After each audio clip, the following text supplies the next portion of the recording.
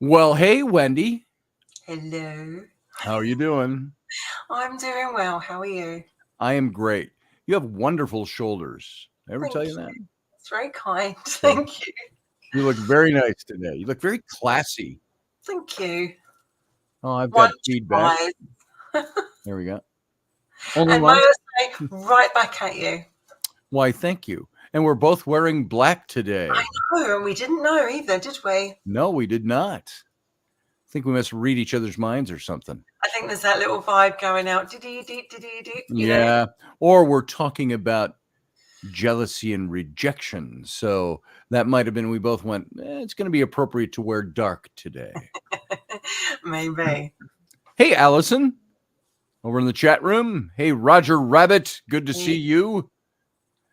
Wendy, here, I got to cover this up so I don't give away his secret identity. You do know that Roger Rabbit is connected to Carly. I do, Okay. yes. All right, I did see him the other night bring stuff up to the microphone, bless him, while she was on. Yeah. Yes. That's Carly's rabbit. So, let's see. And Kat is in the room. Good to see you. Howdy, sitting out here in the shop with no signal. This probably won't work. Oh, we see you, Kat. Steph Cuervo Queen, good to see you. All those of you gathering it. Oh, by the way, this doesn't mean my mic is not plugged in. This is the auxiliary cord. This is my mic cord down here plugged into the bottom of the microphone. So this is the extra. If anybody looks at that and goes, hey, wait a minute, you're not plugged in at all. You're not plugged in. So, yes, I like being plugged in. So, Steph, voom, you guys. So sexy. Why, thank you, Steph. That means a lot. Hey, Sandra Sanders. See, I do that every time I say your name. Sandra Saunders. So, good to see you. Welcome to the chat room. And we are about 30 seconds from going live, Wendy. So, everybody. No pressure. Oh, the pressure. The pressure's on. Do you realize this is our... Now, I'll say that when we get into the show. So we're going to go dark for a few seconds, guys, while the show begins. So everybody stand by.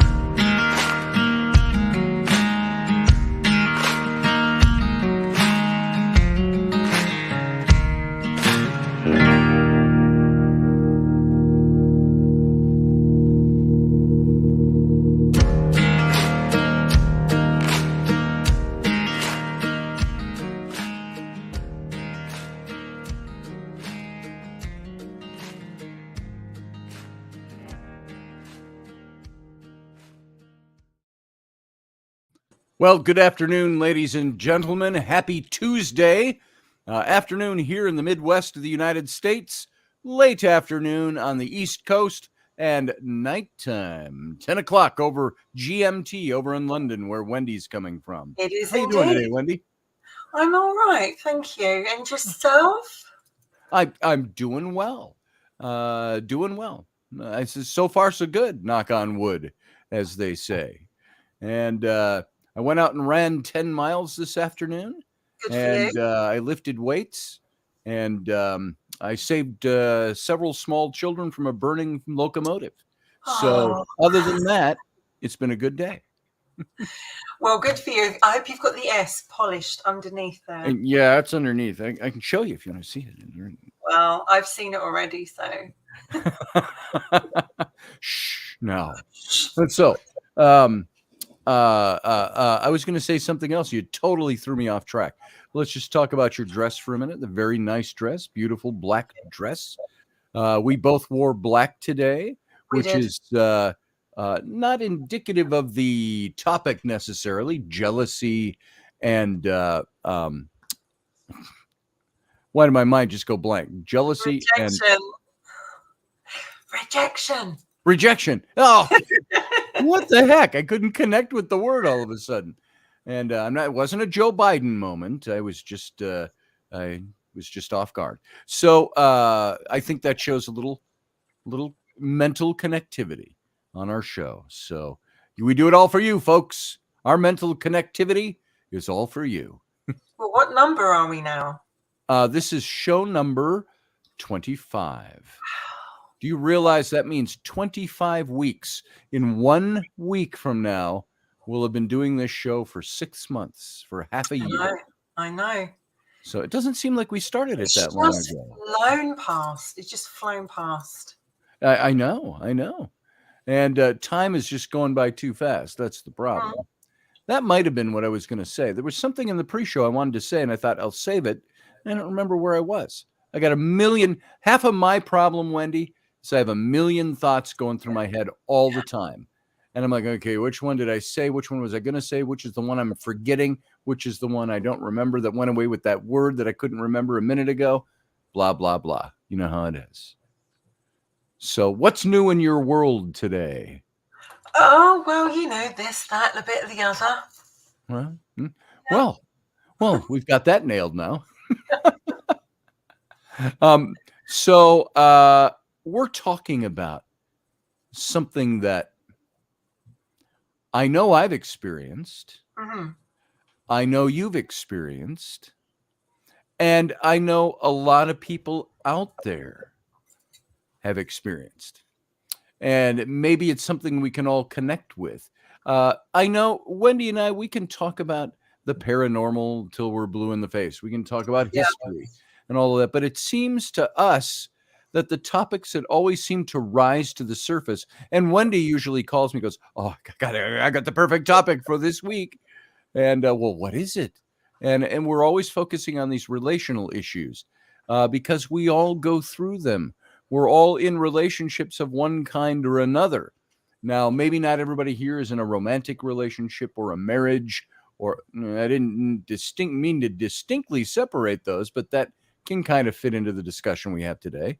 Maybe not everybody's in a relationship with a significant other. We have friends, we have lovers, we have a family, we have all of those kinds of things. But rejection and jealousy are things that seem to be things that drive us. And when I say I've experienced those and that you have, I'm putting words in your mouth. Wendy, have you experienced this kind of thing? Do you have any introductory words you want to say about this?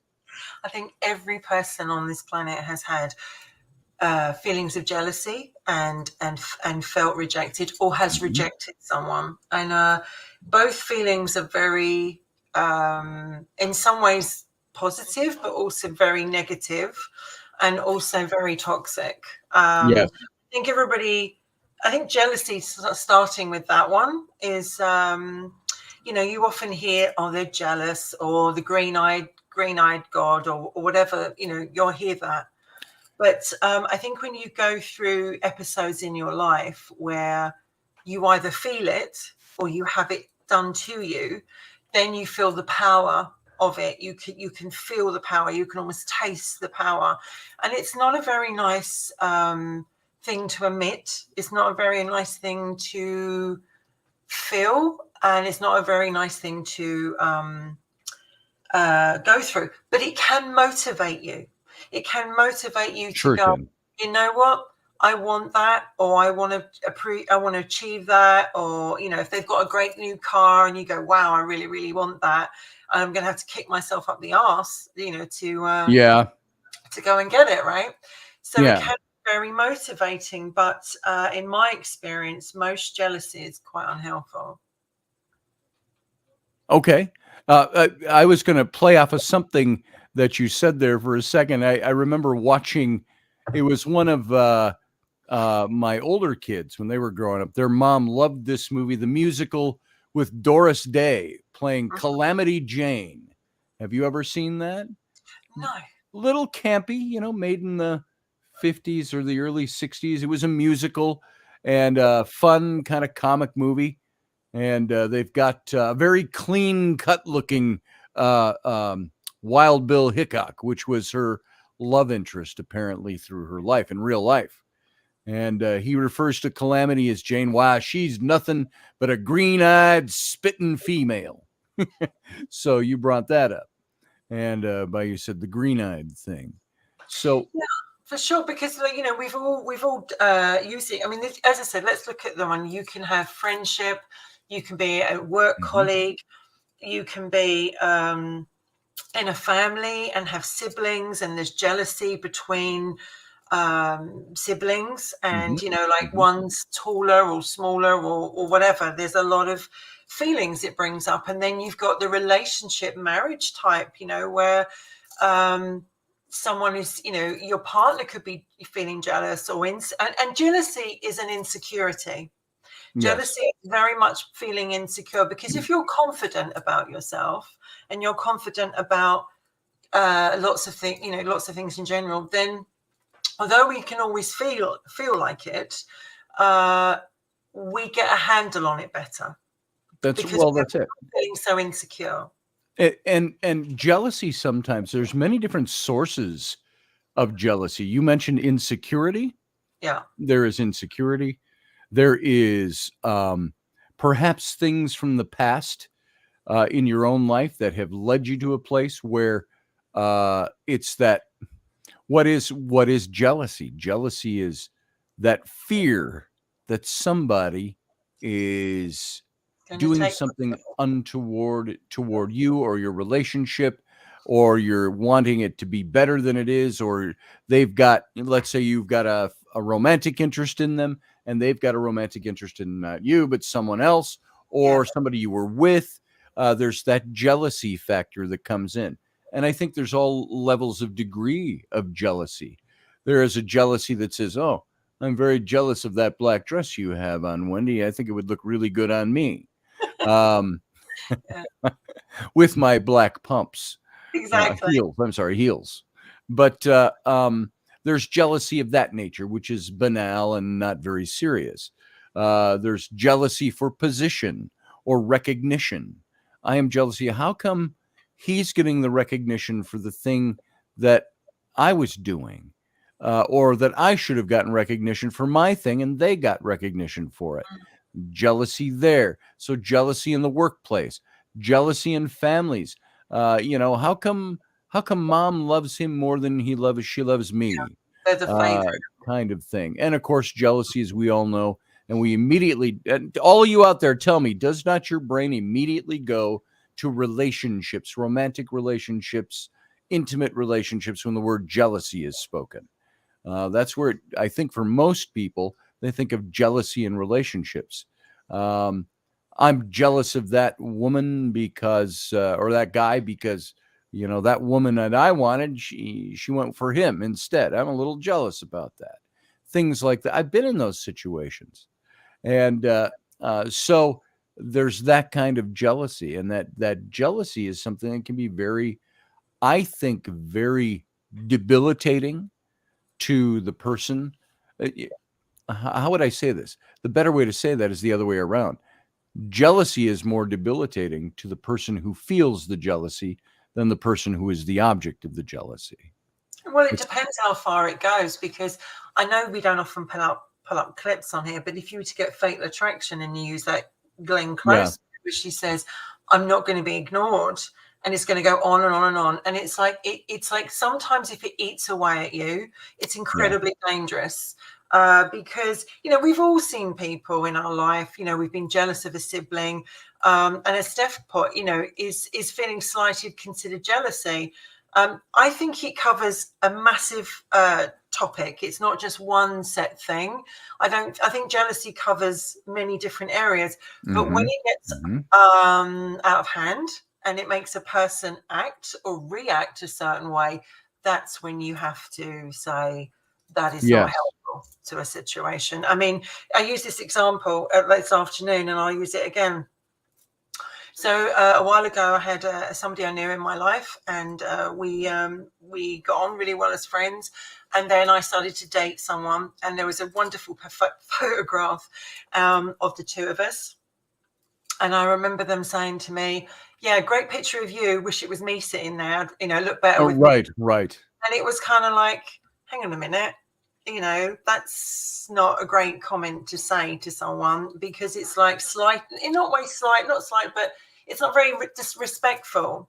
And I think, Right. if it's said in a way such as like, "Oh God, you look great. Wish it was me sitting there," or something, you Well, kind of yeah, know. But I think it goes on how a person reacts. So I because I've think, said that to friends too. mm, I've said to friends, my good friend of mine had a beautiful wife and really nice person. I liked them both, and I said, "Wow." I said, she really should be with me. I told him, and we were joking. And I'm jealous, brother. it's how you say it, So isn't it? It's how you deal with it. But I remember, like, growing up, in a family of many siblings, there can be jealousy between the siblings. That mum favors me, or dad favors me, or she's the favorite, she gets more, she's the youngest, they're the oldest. There's that feeling of unfairness, or mhm. as Steph likes to put it, feeling slighted. So I do wonder sometimes that, it's the green-eyed God, isn't it? It's It that is. green-eyed godliness that we, I mean, all of us have had it. All of us at one time in our life, maybe more than once, have been insecure, felt slighted.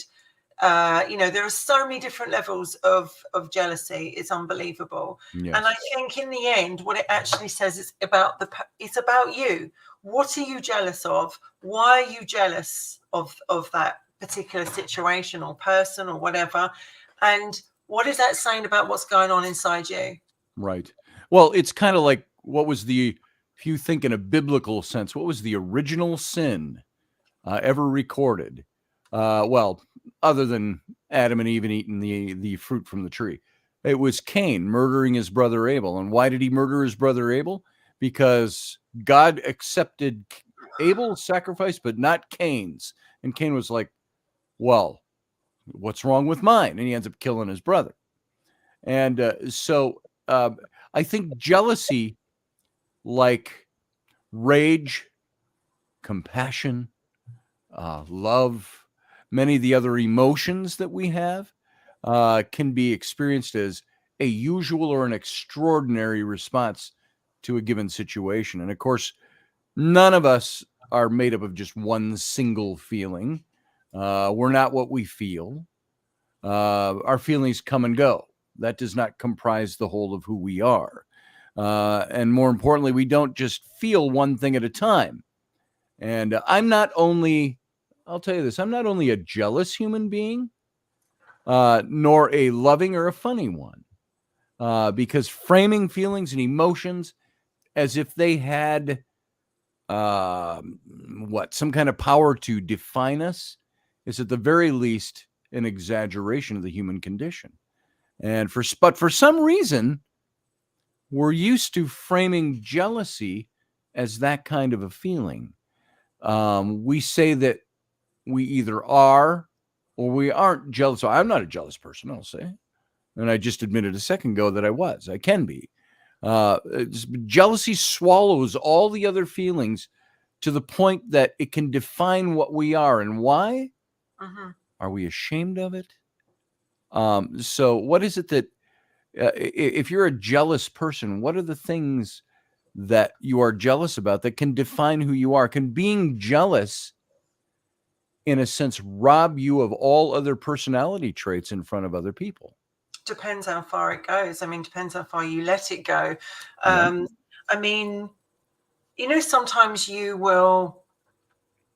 can be miles away from someone, and you'll pick up the phone and you'll talk to your partner, and Rainy's gone out somewhere and she's miles away having your fun. You go, "I'm really jealous of the people they're with right now. I wish I was with them." Right? Yeah. That's a kind of a different thing. But when you've got someone who's vindictive or nasty or possessive or obsessive or goes out of their way to cause harm, and upset, then yes, then that's when jealousy starts. And it doesn't matter, because you can be in a family, which is even worse, because we can have a sibling that's doing this to us, and you're like, why? You're my brother, you're my sister.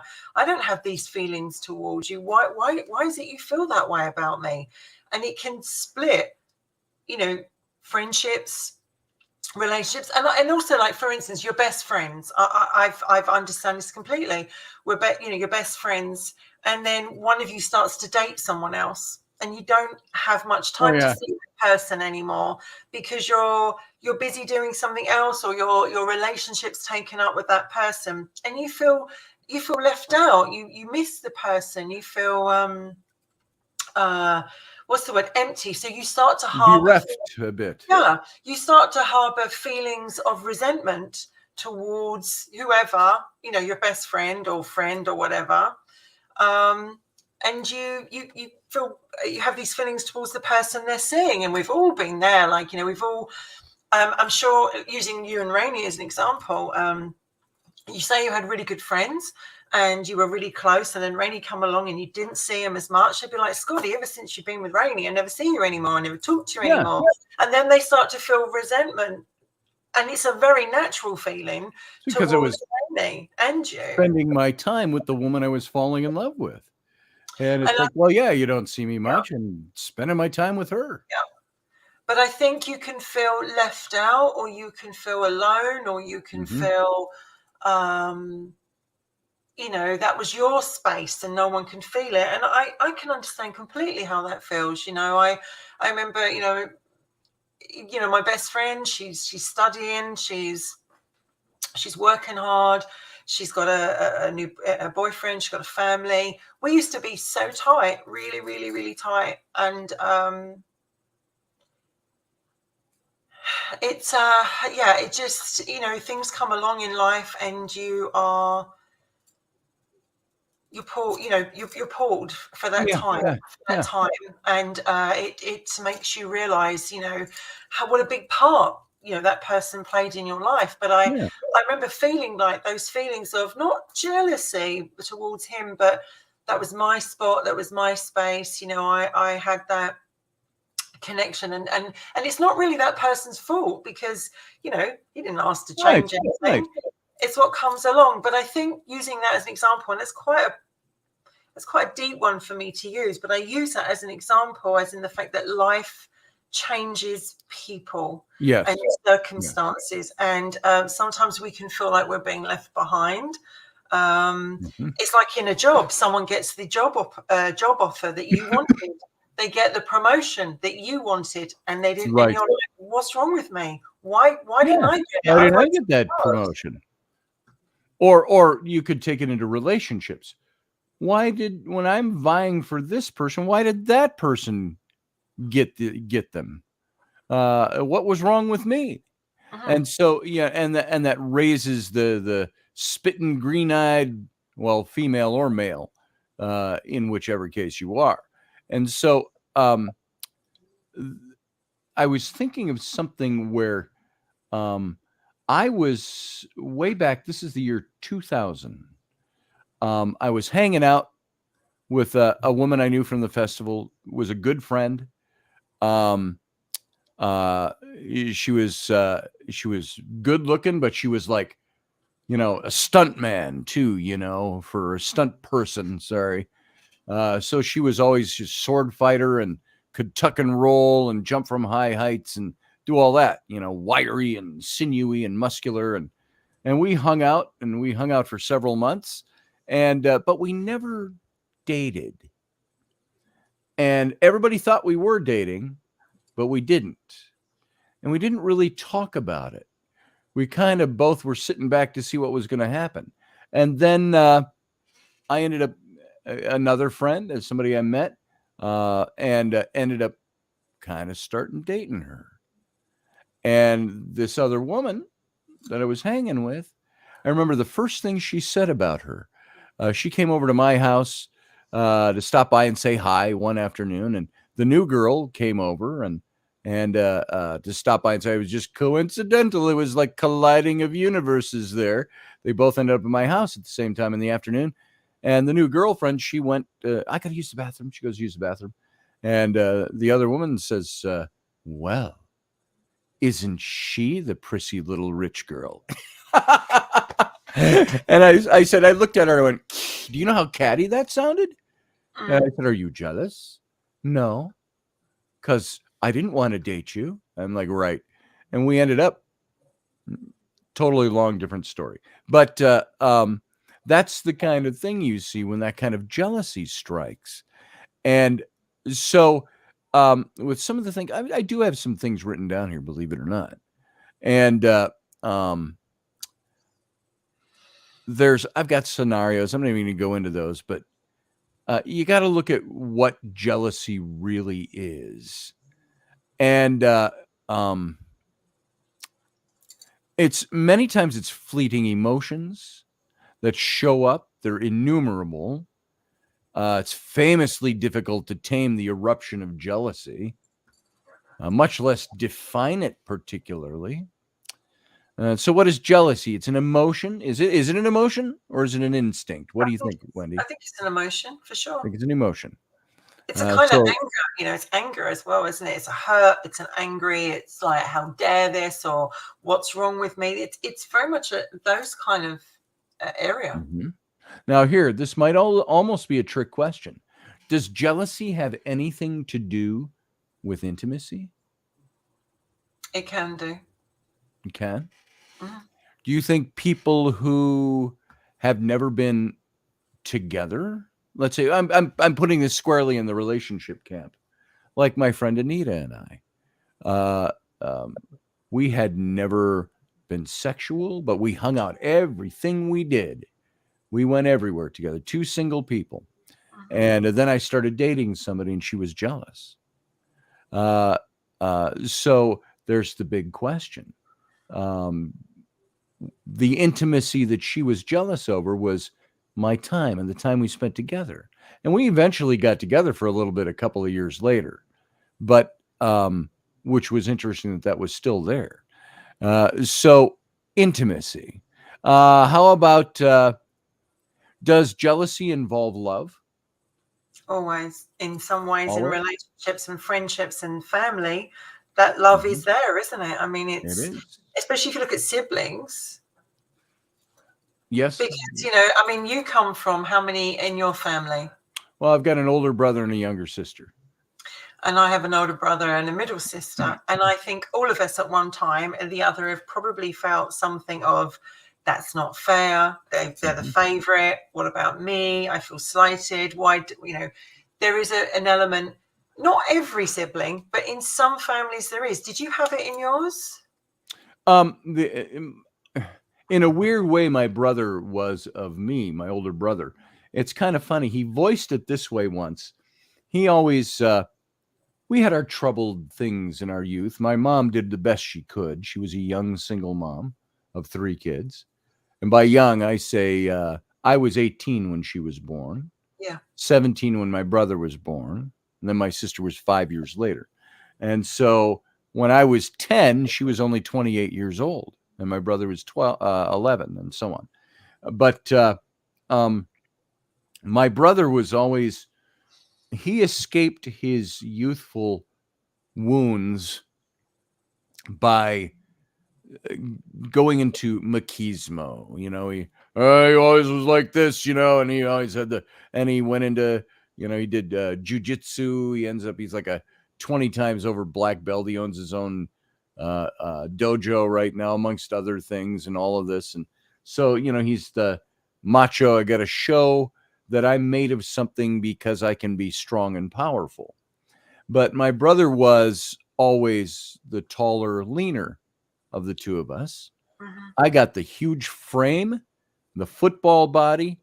And I remember him saying to our mom once when we were in our 20s, he actually said this. He said, I'm really jealous. Why did he get the body I deserve?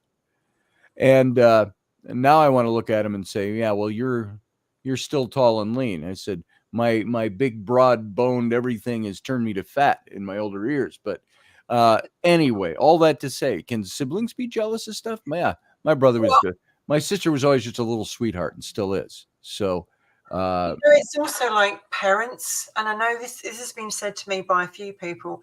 Sometimes your parent can act as if they're jealous. Like for instance, you wear you're young, you're getting ready to go out, and your parent can go, "What are you wearing? You look terrible. Put that off. Put that off."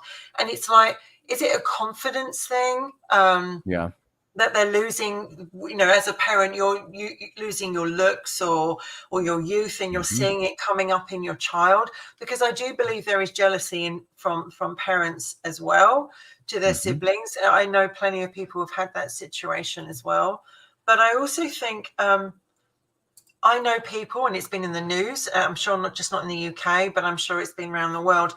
We've all heard of people that have gone and destroyed, smashed up, shot, stabbed, set the house on fire, all forms of, because they were jealous or they were consumed by it, because it can consume you, Scotty. It can consume you to a point where you don't know where left begins and right stops, and you're like, because once you're, and unless you're quite strong, and you let it go and go, it's very hard. And I think that, that's what I'm saying. Like I've seen many things you'll see, like, somebody was shot, and then they were either a lover of the husband or partner, or they were a previous partner. They left them to be with them. Hailing back to another topic we talked about in the show, when love kills. Ruth Ellis, right? And the fact that you get consumed by it, and before you know it, you become a different person. You're acting differently, and you're like watching what they do, watching who they talk to. It consumes you.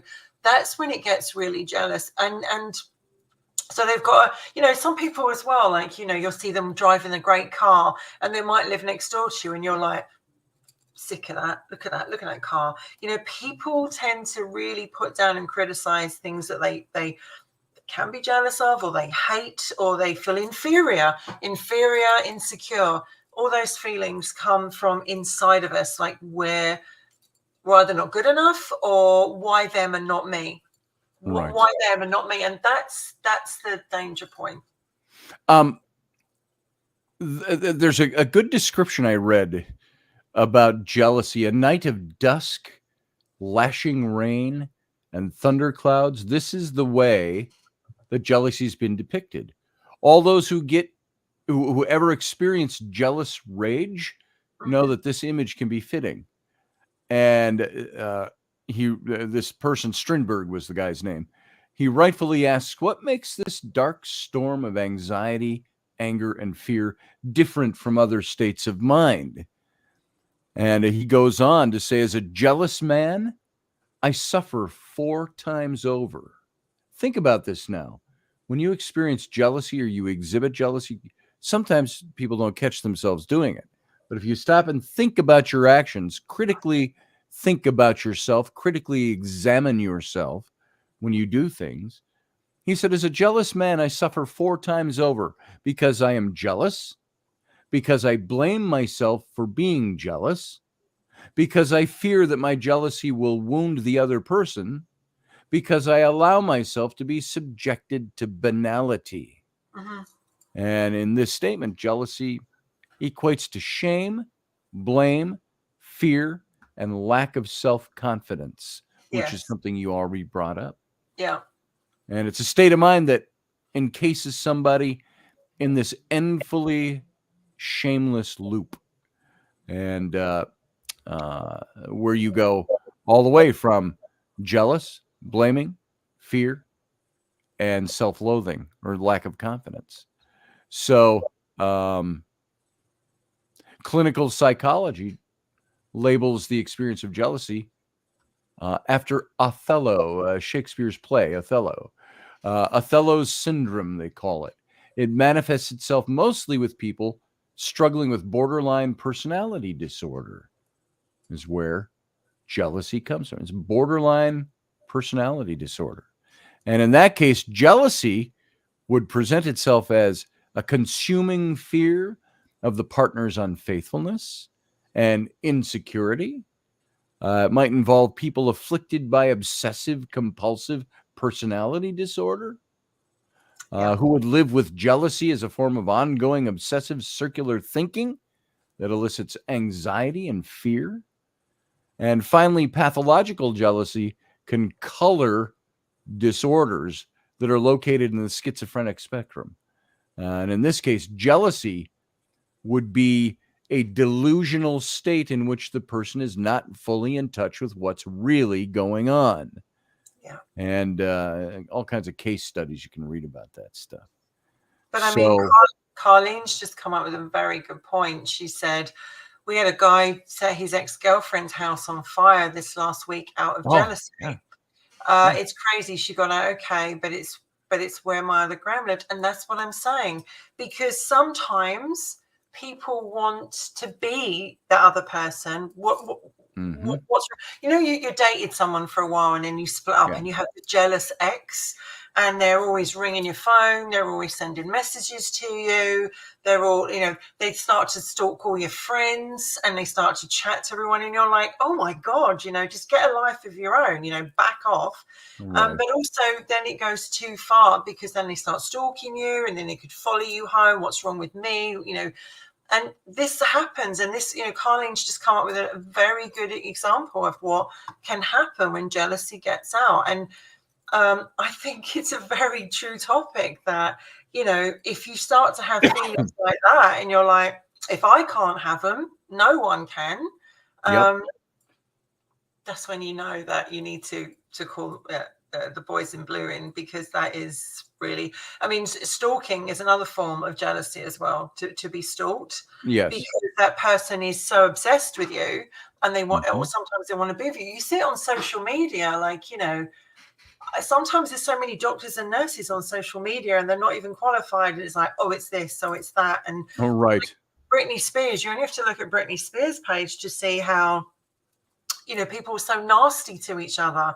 They're really, slating people. There's, people just have this insecurity or this nosiness, or they curiosity. And sometimes you've got to be careful that doesn't cross the line. Exactly. Well, this whole thing of jealousy, and I know we were going to tackle rejection too. We'll morph into that in a moment here, but you can think of jealousy, I think, as a layered phenomenon that involves organic bodily instincts, lower, higher feelings, habits, cognitive interpretations of events. Lead us. We consciously have to think of an event and we cognitively interpret the event to fit our jealousy. And as similar to the storm of fear, hate, and other instincts, it's difficult to distinctly name the instinct that jealousy is. Since they're by themselves, animals don't get jealous, do they? Yeah, we see it all the time. If Vamp crawls into your lap, does Henry go, hey, it's my spot? Oh, it happens all the time. Yeah, it happens all the time. Yeah. So, and we all know that animals don't have the same kind of reasoning capacity that humans do. No. So what is it that drives an animal to do that? Is it jealousy? Is it primacy? Is it, I need to have that place? That's my place. That's where I belong.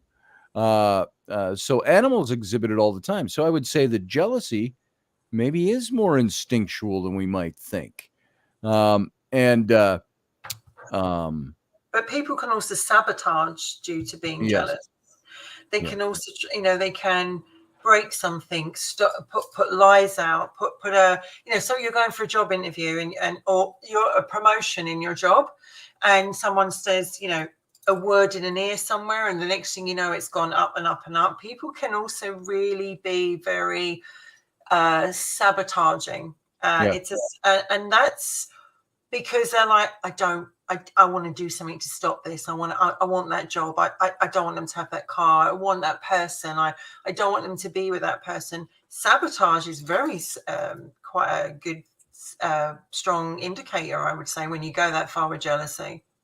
Yes. I was looking at what Steph said here. What if someone is just trying to find out the truth when they see inconsistencies in stories told? Isn't that just trying to verify something? I think that's different. That's not necessarily jealousy. Maybe there's jealousy underneath it all. Maybe there's jealousy that's provoked, or what's the word I'm looking? Kindled. Jealousy is kindled when you suspect something. What are you jealous of? You might not even know what you're jealous of yet, or if it's even a person, or if it's a real thing. So you want to look into something. You want to find out what's going on. I've been in that situation before.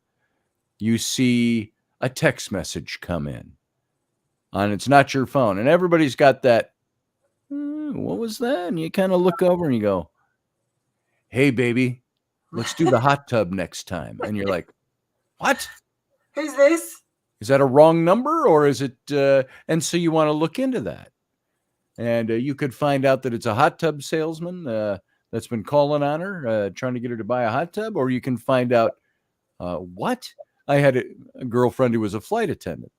I'm pulling this not out of my ass here, Wendy. I was sitting there. She was sleeping in the bed, and I'm sitting on the sofa watching TV. Her phone was sitting there. This is, God, it's 20 years ago now, but her phone was sitting there. It rings. Text message pops up. And it said, and it was, I think it was a pilot. She was a flight attendant. And it said something like, "Hey, had a great time in Cincinnati last weekend. We're going there again next week. You want to get the hot tub suite this time? Let me know." And I was like, "What?" I didn't get angry. Yeah, but I did confront her with that. It's also insecure. It's insecurity of someone. Yeah. It's be someone's taking something that's yours that you consider is yours, right? Yes. So I think trying to verify information sometimes we're driven too much by that. I tend to be a guy. I don't always do it across the board, but if I have something, Steph, that I'm trying to find out the truth, I'll usually just go right up and ask. I think your gut feeling is very important in situations like that. Like if you know someone's telling you something and you have to listen to your gut instinct, because I always say your head and your heart, they argue. Your head says one thing, your heart says another, but your gut instinct is usually never wrong. But you have to be careful that you don't, you still reel it in. It's all about control. Yes, it is. If you start acting like something you're normally not, then you know that you are in that particular zone right now. If you're just acting like this, like, okay, I'm fine or whatever, but if it's starting to bring out things in you, what's that telling you? What's going on in you? Why are you feeling that? And sometimes that jealousy or that need to know, that's a reaction to something that we don't know anything about yet. It looks like one thing, and so it piques the jealousy, it piques the curiosity, it piques the wanting to know. Other times, if you're patient enough, you can just let it go for a while and just watch. You watch the way the other person acts, the way they treat you, the way they act toward you. All of those things can be indicators that perhaps the thing you saw has some meat to it, or perhaps it doesn't. And that provokes jealousy in us, which, by the way, I didn't mean to say that way. It's a turn of phrase that I use a lot. When thinking about jealousy, what is it that drives our jealousy? Is it rejection? If there is romantic jealousy, we'll call it, for lack of anything else. Jealousy because you think something's going on out there. What drives our jealousy? It's that fear of rejection, primary amongst many things, I believe. Yes. And so what about rejection? How's it feel? Wendy, have you ever been rejected? Oh, many times. Yeah. Many times. We all have. I mean, I don't think there's one human being alive that hasn't been rejected in one form or another, whether it's from a relationship or friendship or a situation or a job. Rejection is very different to jealousy because rejection can also make you feel very inadequate, and very it can crush you, it can break your heart, it can take you with such pain. When a marriage ends and one partner says, I don't want to be with you anymore. I don't find you the person I was when I married you. When the person you're in a relationship with doesn't want to have sex with you anymore, or doesn't want to get close to you anymore, you're like, well, what's wrong with me? Well, they say know? the partner says, I love you. I want to be with you. I want to be married to you, but hasn't had sex with you, let's say, for a year. What do you do about that? Do you say there's something wrong with that relationship? There's something not working there? How does the person on the other end of that feel? Is it rejection? Why am I being rejected? They ask. Yes. And I know somebody in that situation. So it's not, I know somebody, I know a couple where on the surface they seem to be an incredibly loving, caring couple. Fun to be around. But I know from the guy in that couple, they haven't had sex for 2 years. Mm-hmm. And you're like, what? That gorgeous wife of yours doesn't have sex with you? Yeah. And by the way, saying it that way sounds like I'm belittling the act of sex or looking at it as a trite thing. When a man rejects you as well, like if you're in a relationship with a man and he doesn't want to have sex with you anymore, you're like, is he having an affair? There's something wrong with me? Is there an affair?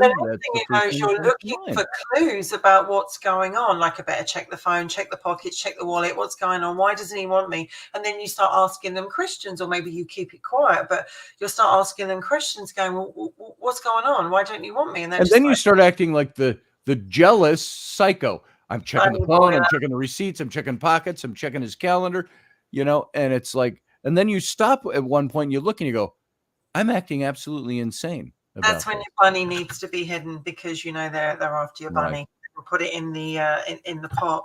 But I also think sometimes we have to reject people as well. We personally have to reject people, and it's a horrible thing to do.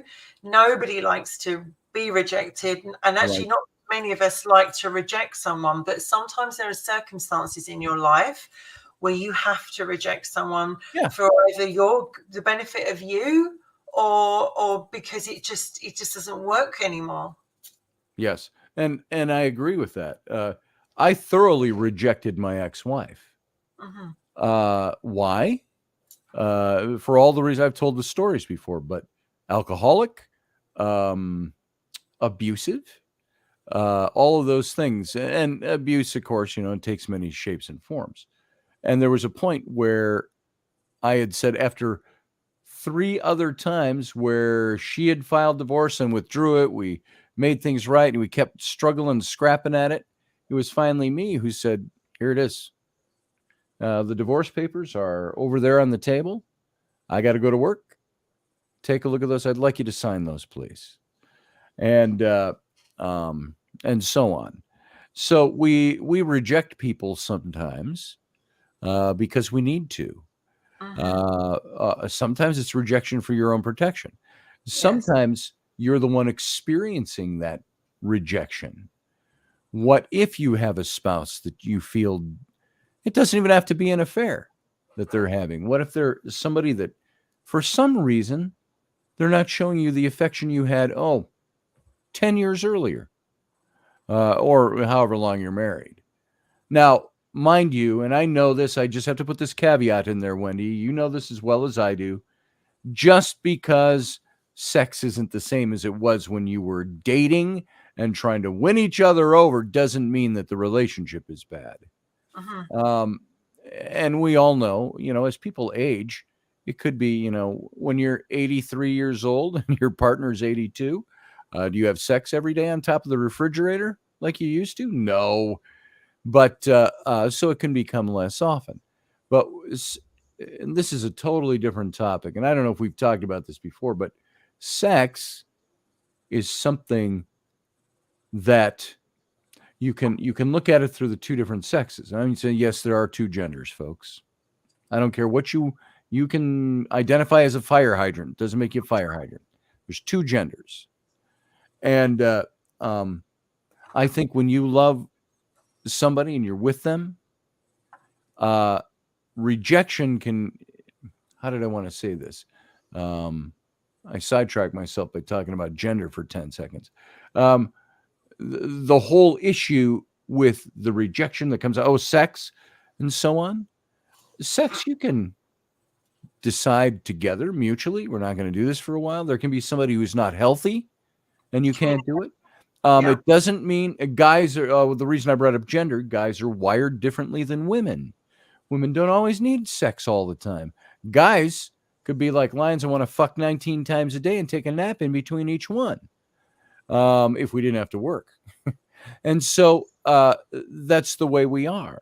But it was Travis Thorpe who told this to me and Rennie. We were all talking. We had a big conversation once, and he said, sometimes he was talking about himself and about guys in general. He says, guys they want to know that they are treasured, that they are cherished, that they're needed, that they're wanted. And many times a way to do that is not just bake them cupcakes. Sometimes it's like, give me that cupcake. And so that's the way men are.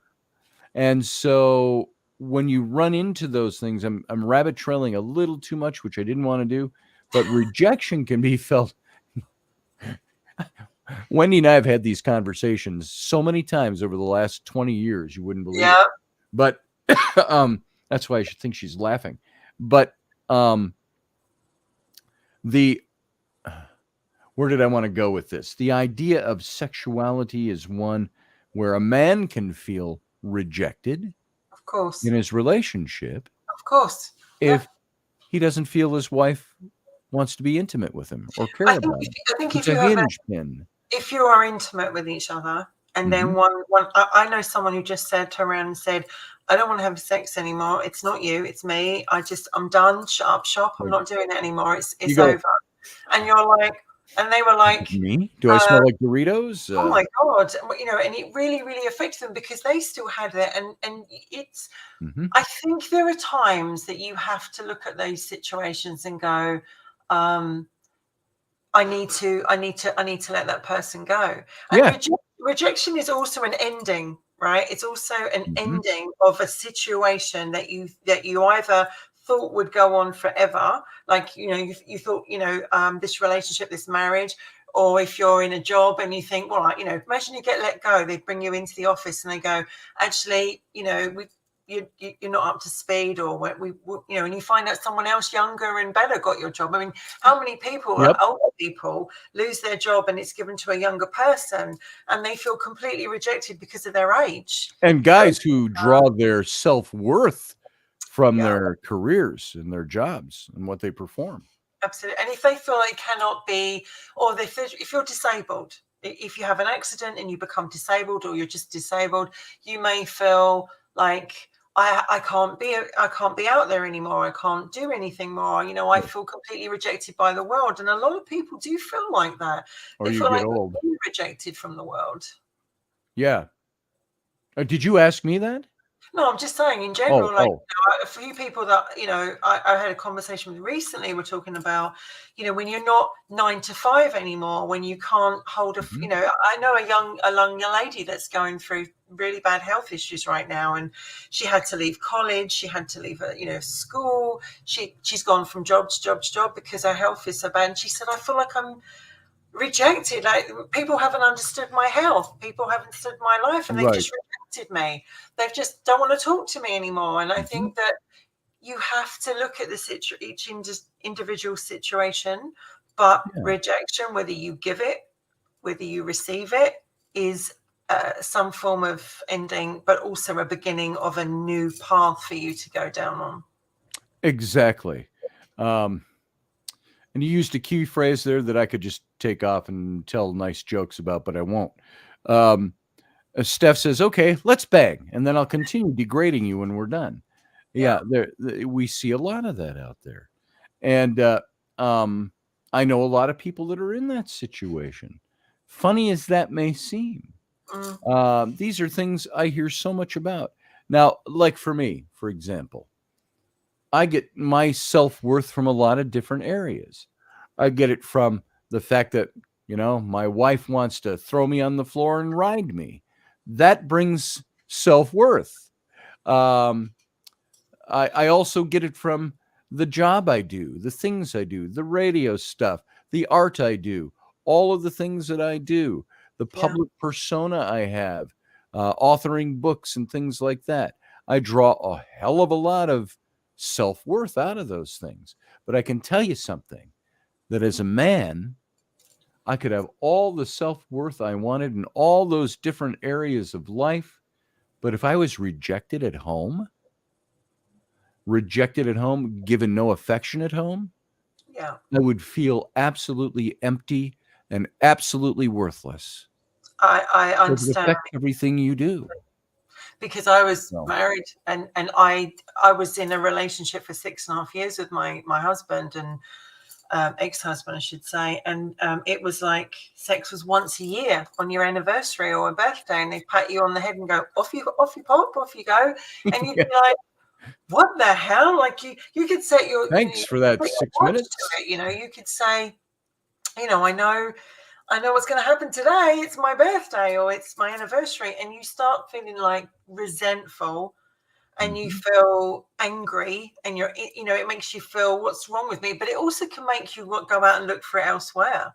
Like if you're Mhm. not getting it at home, or you're not getting it from your partner, and they're not communicating, and there's nothing going on, in the end, if a person's not happy with a situation, a lot of the times they do look for it elsewhere, because They we do. need to feel wanted, we need to feel desired. We could Now, love ourselves as much as we want, but at the end of the day, we all need to be held. we are a culture that really shuns the idea of going outside a relationship, a marriage especially, to find intimacy somewhere else. But there are, and we look down on people that do that. Oh, she's a fucking cheater, we'll say. Or Mhm. wow, he cheated on his wife and he's got 3 kids with her, or whatever it might be. And we look down on that person. Yet you have to look back to the origins of that and say, why did he do that? Is it because he's weak? Is it because he has no resolve? Is it because he's disloyal? You could interchange his or hers. Is it because she has no resolve? Is it because she doesn't love her family? Because she wants to leave her husband, or the husband wants to leave her? No, it doesn't always have to have anything to do with that. There could be guys, and I would speak to guys especially, is show your affection for your wife, or she might end up finding it somewhere else. Mhm. If she feels like you're not giving her affection, she might go, well, at least he's bringing in a lot of money. So you better make either a lot of money or you better show her affection. And But vice it's versa still, as and well. I'm a little flippant about that. It doesn't always take money. You can make a lot of money, not show any affection to your wife, and your wife may be, why the pool boy, honey? Well, he was there and I just needed to feel that closeness. Yeah. And so that happens. And so when you look at people who get in those situations, are they acting that way because they feel rejected? But I also think, like, it's how long that feeling of rejection lasts with you. It can damage you so Sure. much for years. Hmm. I know only too well the demons that live inside you of why Sure. you were rejected or cheated on, or hurt or Sure. whatever. They stay for years, and they if you let them, they will fester. You can put them in a Hmm. box and lock them away, but they do come out. They still They come out. do. Rejection can damage you. So can jealousy. What about open marriages? I would stop right there, Steph, and just say, well, you're talking about a totally different beast there. But what about open marriages? I was told some people grow apart, but they find a way to be both comfortable, so they don't have to go through a divorce and all the speculation or tongues and wagging and so on. I knew a couple that had, I don't know if you call it swinging or open marriage. I talked to my friend about this, and he said, "Well, we weren't really swingers, but they did. They had open marriage at certain points, never with any intention of leaving each other, never with any intention of having less love for each other. It's just the way they were made." Now that was years ago. Now they are so close still that and he says, "Oh, we stopped doing that kind of thing a long time ago." But they were close through it all, and they are still close. So it all depends on the individual. And if they could do that open marriage stuff, I don't know.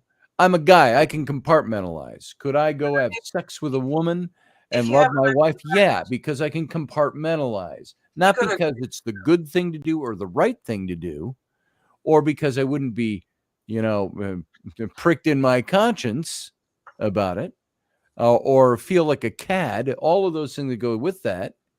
But I could go do that and still love my wife because I have the ability to compartmentalize. I'm a guy.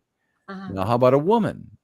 If a woman does that, can she go have an affair without, and I'm speaking in generalities, Yes, they can. Yes, they can. Yes, we can they can. do that and not have it affect the way they are with their spouse? Yes, they can. Okay. Then my point's moot. Never mind. Because women and men can both go out and have an affair, still keep everything burning at home, and come in and Yep. act as if nothing's happened. And then you've got the other kind of spouses that agree to have an open marriage, like Steph's talking about, because financially it makes sense with the children and everything else. And then you've got the other ones that feel so bad about what they've done, but they Yeah. either put their guilt onto their partner or they hold it in forever. So an open marriage or an affair or whatever like that, they're very different. They're very different beings. But I do Mhm. think, as Steph Very. said, when you put on your leather and whip those demons back in the box, you are amazing. They will fear you. Bless them. Put your Yes, leather and my whip little those demons. back in the box. Oh, hi, David Diaz. I saw you said something earlier, David, and I was going to say something, but we got wrapped up in our conversation. Good to have you here today. He says nymphomaniacs. It could fit. You That's a probably different didn't flip it, topic but it of can the show altogether. fit. Yeah. Next week, nymphos. Nymphos. Tune in. All of you, all at once. Yes. The more the merrier. Bring it on. That's right. That's right. I was actually married to one of those once. So Okay. You have personal experience. say no more. No, it was weird. I will qualify that for 2 seconds. Nothing in the home, but it was somebody that was. I remember when I was first dating that woman, a friend of mine was helping her move with me, and we took her little dresser out of her bedroom, and we were carrying it with the drawers in it because it was light enough, and we tipped it, and the drawer came open and fell out, and out drops this box about this big of condoms. And it hits the ground and spills all over. There's like 150 condoms out on the grass. And he looks down and he goes, "You sure you want to date this woman?" So anyway, all that buildup for that joke. So rejection. Have we really hit anything that helps anybody with that topic? Because we're trying to define some of what it is, where it comes from. You should, and you realize it's a problem, go into therapy, have counseling, work on yourself, remove yourself from the situation that's making you feel that shitty, and work on yourself and build a better life and a positive life for you. And realize it's not always about you. It's not always about you. It's not sometimes it's not even personal. It's not, it can be just business. People say it's not personal, it's just good business. Yes. Or you're just not the one for that person, or you're just not meant to be with that person. Like, what's that famous saying? A season, was it a reason, a season, a lifetime? You meet people in your life, and they're either in it for a reason, a season, or a lifetime. And people come and go. People come and go. They and do. if they don't, how many ex-boyfriends or ex-girlfriends have we had between us that we can look back and go, I thought I was going to be around them forever, and then you got rejected. Yeah. And how did I want to say this? Because there's emotional things that tie into it. There's intellectual things that tie into it. And there's so many questions I want to throw out there. Are so many conditions that I want to cover that we don't have time to do today, and we can maybe revisit this another time. But rejection. When I felt rejected, you felt rejected in our lifetimes. We've all felt this. Sometimes many of us many times over. Wendy, your tape measure is not long enough. I'm sure. Nice. Thanks, Dave. David, you might have to fill me in on that one. Oh, is that Jesus, Dave? No. Oh, different Dave. Okay. Dave. Sorry, Dave. Thought you were someone else. I can't tell by the picture. Carlene says, Val, did you get any answers today? Has anybody gotten any answers? Because we cover these topics, and sometimes I know I do, we can get so immersed in trying to talk about what it is that afterwards we might think, well, did we say anything that's useful to anybody? Are we just talking like fellow people who have felt the pains of these things, and we're just commiserating simpatico and all of that stuff? So I want to make sure, Wendy, that you and I are leaving people today with some understanding of what do you do with these things when they come up? What do you do with jealousy? I think we covered that one pretty well. You have to look at yourself. You have to examine yourself. You have to find out. I think the jealous person is the person that needs to stop, take a deep breath, regroup, reconnoiter, whatever you got to do within yourself. You got to do self-examination. And I mean, looking into your heart, looking into your mind, finding out, why am I jealous? What's making me jealous? Is being jealous going to help my situation? We can't all be Spock, and we can't all be matter of fact and deal with things without having our emotions tag us.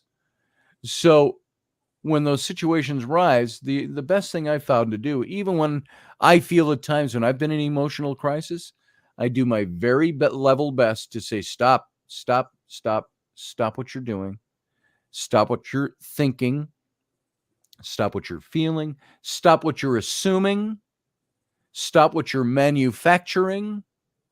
Just stop everything and regroup. Clear your mind. It's that whole thing. Take time, and it's so easy to say it rather than do it. Take the time. I'm going to say the magic word, meditate. Meditate on it. Clear yourself of all the shit and start thinking about, where am I? What am I doing?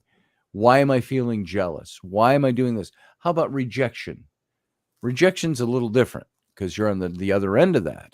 Yeah, and that can go really, really deep. I mean, thank you, Barbara, for that lovely comment. I'm really glad it's helped you today. Rejection, I think you have to remove yourself from the situation. Me personally, I think you can't, if say someone doesn't want you and you keep pushing and trying and then I don't want you, it's over, I'm not interested in this anymore, or whatever. Have a bit of self-respect and dignity and move away from it and work on yourself and go, do you know what? Just because that situation didn't work out doesn't mean something else won't.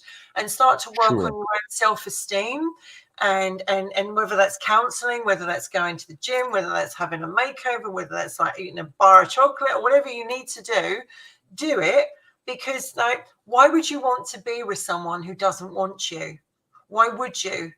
Yeah. Because as much as we love someone or we can care about them, if someone doesn't want you, or that job is letting you go, or your friendship is, you have to take care of yourself, right? Yes. Self-love and self-care is the most important thing. And otherwise you will get, which is why sometimes, I have a protection wall, and it's like that wall comes down. Now I've had to learn to have a protection wall, and it's like, you will not touch me, you will not get to me, because that wall is there. And it's like, that's my self-preservation to go, okay, I will just move away from this situation and work on me, because we're worth it, as L'Oreal would say. Yes, and we all are. We're all worth what it takes to do that. what I had a question formulating that I wanted to ask you in particular. I know the show is basically over, and we ran over, and so this is not broadcast time right now. So we didn't exit out of the radio show. Sorry, radio folks who may have come back in and joined us over here. But so I had a question. I'm trying to think. There's so many thoughts that come in when you do this kind of topic, and you're thinking of all the different ways, because it doesn't only make you question or ask questions about where you currently are today. It latches onto all the other stuff that has built you into who you are. Brings up And you've stuff. and you go back into that stuff, and that tendril comes up and grabs you there. And you have to ask a question there and do things there and think here. I think my personal opinion is that, first of all, somebody who lets jealousy run away with them is somebody who is not a critical thinker, because they don't critically analyze themselves. I think someone who is I didn't want to use the word victim, the experiencing rejection. Let's put it that way. It's not a victim state. Someone who experiences rejection, I think, can be a very good critical thinker, because they're the ones not necessarily in control of the actions that have made them feel rejected. However, they are people who feel the rejection, and they can either nurture the rejection, or they can do their best to find ways to overcome the rejection. I know people who have been so damaged by being rejected in life that years have gone by, and they've made no changes in their own life. That situation they were in, long gone. They were rejected, but it's so altered who they are that they've never come out of it. How about people who seem normal on the outside, but have so experienced rejection that it has changed who they are, and they will never change their situation because they're either afraid to, or they've got other entanglements or whatever it might be, and it changes who they are. It changes how they deal with people. It changes their happiness.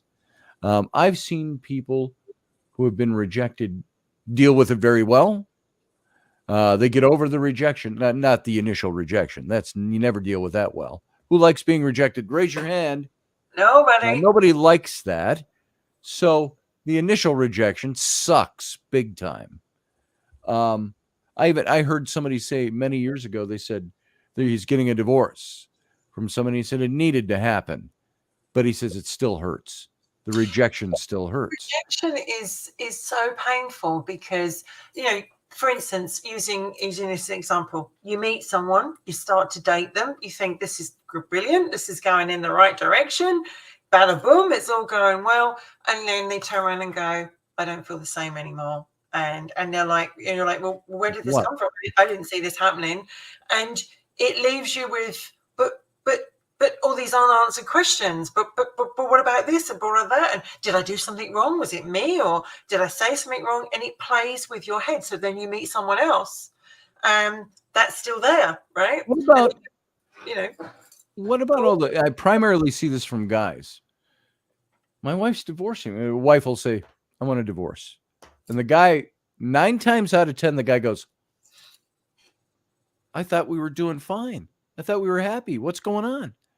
And she'll list her grievances, and a guy tries to logic his way through things. A guy will usually go, well, I don't do that. I do this, and there's this, and there's this.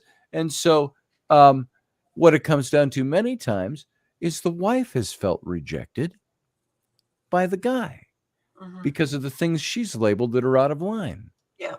And that she has many times over and over and over and over and over again thrown him hints, thrown him no warnings necessarily, but hints. Let's talk. Let's do this. Can we fix this? Can we work on that? Can we do that? Let's do more of this. Let's do more of that. I need more of your time. I need, whatever it might be. You can list the whole thing. And the guy's still clueless. And eventually the wife gets to a place where she feels so rejected by that guy, not because he's doing anything overt, But guys, I'm going to send you a warning right now. If you love somebody, you can still, and you feel you're giving your life to that person, you can still utterly destroy that relationship by acts of omission. Things you don't even realize you're doing or not doing.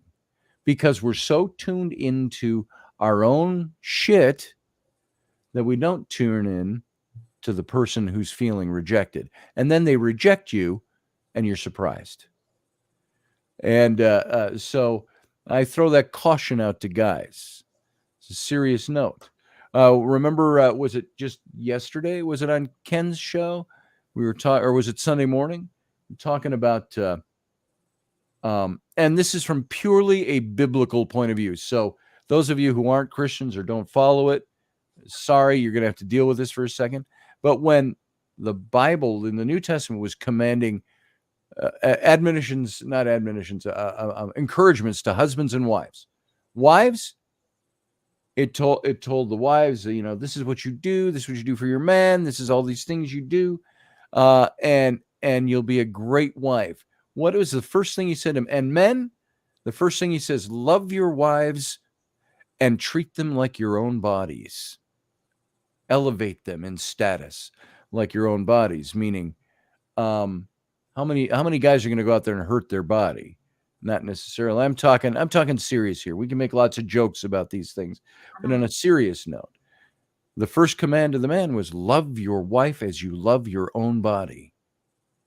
Because why, I think, did God or Paul or whoever had the original intent with that command? Why'd they put that in there? Because they had a keen grasp on the way men and women are. Women will love their man if their man loves them. Yeah. Men are so compartmentalized that they can stop loving their wives and not even realize they've done that. They'll go, I love my wife. But the wife will go, you sure don't treat me like you love me. And that might not be an abusive guy. And we're not talking big negative thing. It might be just that he doesn't put her first. She is not the center of his world. But it happens the same with women and husbands too. Like, wives will feel like that he doesn't show her enough. No, like her husband will feel with the wife, she doesn't show him enough attention. She doesn't listen to him. She's not there for him anymore. I know we tend to focus on husbands and wives, but it's like, I also think it goes around the other way. What you have to see a relationship or a situation like a bank. You get out of it what you put in. If you invest a lot into it and you keep investing, it's growing and growing and growing, and you're feeding it and you're getting interest back. If one of you is investing and the other person is going just a little bit, or they're taking and taking, it's a very uneven situation and foundation. So I think if you're with someone and they do feel rejected by you, and you've been in a marriage and you've been in a sexual, physical relationship with them, or using that as an example, if you're not getting your needs met, if you've tried to talk to them, whether it be a husband, whether it be a wife, if you've tried to talk to them and they don't listen and they still continue to carry on, you really have a very serious conversation with yourself, which is like, why am I doing this and why am I putting up with this? Because surely my life is worth more, and life is really, really short, and we're gone just like that. So, I think some people stay with a marriage and relationship and they keep working at it, and in the end they're going to give me this, and in the end I can turn it around, and we've all done it. I've wasted years with the wrong person, looking back thinking, I gave the best of years of my life to the wrong person, right? Yeah. The best person of my life. And then you find out, that's exactly what you get. You come back and go, I wasted it. My time was wasted. So it's very important that you love yourself and put your self-care in. I agree. And I'll give this one last little point. Rainey will say to me something, hey, thank you for doing that. And that thing, XYZ. And I'll go, ka-ching. I said, I've just made a deposit in the love bank. So Michael, Hey, how you doing, no, brother? luscious Wendy. Yes, No, less. Like I said, I was trying to be funny, said here, but no, but jealousy is something that is very, very, and it pops up. It rears its ugly head out of the blue. Green-eyed, spitting. Yeah. Yeah, it does. And like I said, you was talking about the pets earlier, and I'm thinking, I got one laying here on the couch. She's a very, very good dog. People send her on camera, but if something else gets next to me, oh no, that's my daddy, and it Yeah. brings it. So that right there tells me his primal. Jealousy could be very, very Sure. primal. Sure it And is. and people can be jealous of animals as well. Like, how many people will say, you give the dog too much attention, you give the cat too much attention, you love that dog more than you love me. I've had that said to me, quite a few times in my life by a partner, and they are actually jealous of Henry. They're Jealous jealous. of the dog. It's, you And know, it's like, it's a dog, and they actually look at them and they resent them, and they're like, oh, if You they little weren't here, mongrel, things I'll would have be you so different. taken out before you can say It's a word. really nasty. and, Yeah. and even my biological children tell me, you love your furry children more than you do. I said, well, they haven't broke my heart. That's it. That's it. I don't tolerate this. A dog's love, a pet's love is unconditional. Yeah, this thing, yeah, well, y'all have seen it. Most times she's right here. She's within arm's reach. You know what I'm saying? Somebody knocks on the door, you both heard it. Yep. Hey, what do you want with my daddy? What's your business here? And it's like, Yeah. and my kids be like, hey, somebody's at the door. You might want to get that. She goes to the door. Yeah. She's the four-legged doorbell, garbage disposal. I mean, I know what you mean, because with Yeah. Henry, like, I was in a relationship for 4.5 years with someone who bought Henry with me, never wanted him, always hated him, Oh, always boy. thought he was a pain in the ass. I wish he wasn't here. Why is it and I remember them saying quite strongly, when they were married before, my wife always put the children first. Then she put her friends first. Then she put her social life first. Then she put her family first, and I was last. And when I got with you, I absolutely wanted to be first, and now you've got the dog. And you think to yourself, what does that say about you as a person, that you're either very, very small esteem and confidence, and you've allowed yourself to get to that position and push down and push down and push down without Right. going, no. And if someone doesn't listen to you, Scotty and Michael, if someone doesn't listen to you when you're pouring your heart out, going, but this is how I feel, I Yeah. really, I feel this, then, and they take it out on an innocent animal, which is what happened in my case. Yeah. When I see that happening, I absolutely lose my shit. I had we always talk about that. Whatever. One time, I got with a girl, and she's like, and I had Snowflake, Milo's predecessor. With a dog for 15 years. That dog was my buddy. Where I rolled, she rolled. There's a lot of girlfriends and a few wives that came and went. You know what stayed in my life? The damn dog. Dog, yeah. And she come in and she said, that dog's sleeping on the floor. And I looked at her, I said, bitch, you'll sleep on the floor before that dog does. You're fit for one thing. I said, that dog is my constant companion. And she's like, so you love the dog more? I was like, the dog is going to be here before you, and the dog will probably be here after you. And I was right. And then it depends on what point you are in a relationship, too. I don't think a dog, for me, if I'm giving my life to a woman, I don't think a dog could ever supersede that for me. It's a very different love. It's a different kind of love, yeah. But the people who come in and try to pick at the things that you cherish in your life. Oh, you're trying to remove it. Yeah, that's different. Oh yeah. What's the old joke said? My girlfriend said we had to rehome the dog. So we're looking for a home for her. I don't think so. You know what I'm saying? They said, well, the dog said, oh, the girlfriend. I mean, the dog voted. You know what I'm saying? But children can be that. If you have children from a previous relationship and you get to a new one, they can obviously resent. There can be jealousy where you give too much time to the children. You're always with the children. Every time I come around here, it's all about the kids, right? I know so many guys that have dated women with kids, and they go, do you know what? They're lovely, and then there's alcohol. And then there's alcohol. Sometimes, alcohol and drugs can actually make someone reject, they can reject by using. You then reject because the drug becomes more important. The alcohol becomes more important. The addiction becomes more important. And that's also a form of rejection, which we have to talk about. When Rainey and I first met, She knew who I was already.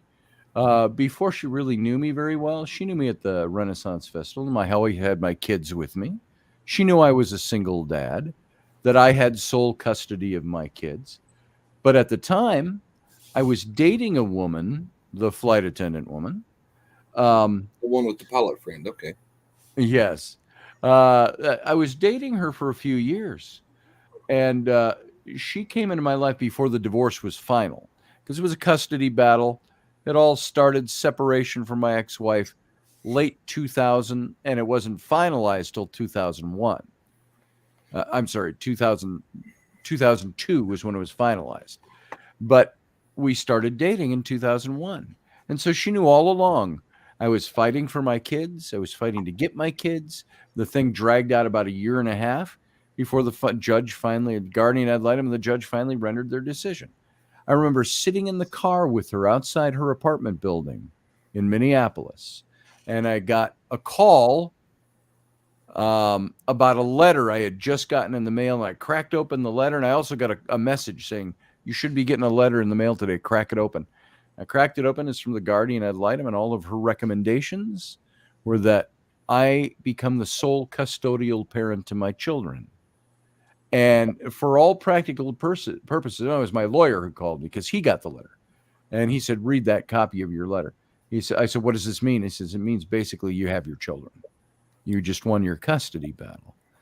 And I remember I hung up that phone and I'm in tears. Yeah. I wasn't sobbing or anything. I'm in tears. And I go, oh my God, I have my children. Yeah. And my girlfriend I was dating at the time, she said, I don't know how to handle that. I said, how do you mean? She said, I was hoping you'd get at least joint custody, but full, and they're going to be living with you full time. She said, I got to think about things. Yeah. And that struck me really hard. You know, it was right through the heart. And it's like, because my reaction is, if I basically was getting, it's either me or your kids. Yeah. And I said, well, it was nice knowing you. It's my kids. They have to. But what about if your children reject you? Because sometimes our kids reject us. My mum, which doesn't have a relationship with my brother anymore, and it's a difficult one. Mm-hmm. And for a parent to actually be rejected by their own flesh and blood and their child, that must really, really hurt. Yeah. No, not really. I tell them, go live your life. They say your kids don't call you every day. I was like, no, I have put ones like me. Some parents need that reassurance every day. Oh yeah. Well, have you called mommy? Have you called daddy? As long as I see them on Facebook that I know they're still breathing, they're not in clear heels or handcuffs, I'm good. Yeah. And it depends on the relationship, but I think that when you see someone you love, whether it be a parent, a child, a spouse, or whatever, and you get rejected by them, there is that feeling of like your heart can feel like it's been, twisted. And I think the worst, and also like, what if, using this example, you get divorced and they marry someone else just after you, right? This hasn't happened to me, but I know someone has. There's oh my God, there wasn't even time between. Yeah. What? Right? What? Oh. Yeah, I remember that as having happened to me before. It's like, what? My corpse isn't even cold. Yeah, absolutely. Replacing dead batteries in a remote control. I have to say this, folks. I have to go. But if you two want to stay on, I'll just bail out of the conversation. It's fine. It'll leave it open-ended. I'll come back and check shortly. And if you're done talking, I'll turn everything off. I have to go. I have to take my mum to the hospital in the morning early, so I have to at least get into bed for some time. But I hope people have taken something. I know. Me too. Some comments down there as well that some people are really taking it to heart. And the most important thing I'd say is like move on, have the best life you can, and work on yourself and self-care, self-love. That's it, Michael. I'm going to boot you out of the chat here, but lucky man, you can keep her up the rest of the night. Yes. All right. See you, brother. All right, folks. We're going to get out of here. Thanks for being here. Thanks for listening.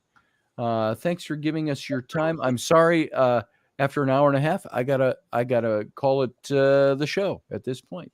It's all right. And you know, it's lovely. Tuesday nights are my favorite night because I get to work with you and I love it. Oh, same here. I we said that to each other earlier today. We I really appreciate that, and I Tuesday love night it. is my And I love favourite. you too, Wendy. No, no excuse. Sundays is too. But I think I like because you Sundays. built up this, working and this kind of podcast, we work so well. And the one thing I'm so happy about, so many people are sending feedback. Yes. And, saying thank you. And that's good. And we appreciate it. Thank you for being here. We're going to do everything we can to make this grow more and do what we can to make it something that you'll always want to come back to.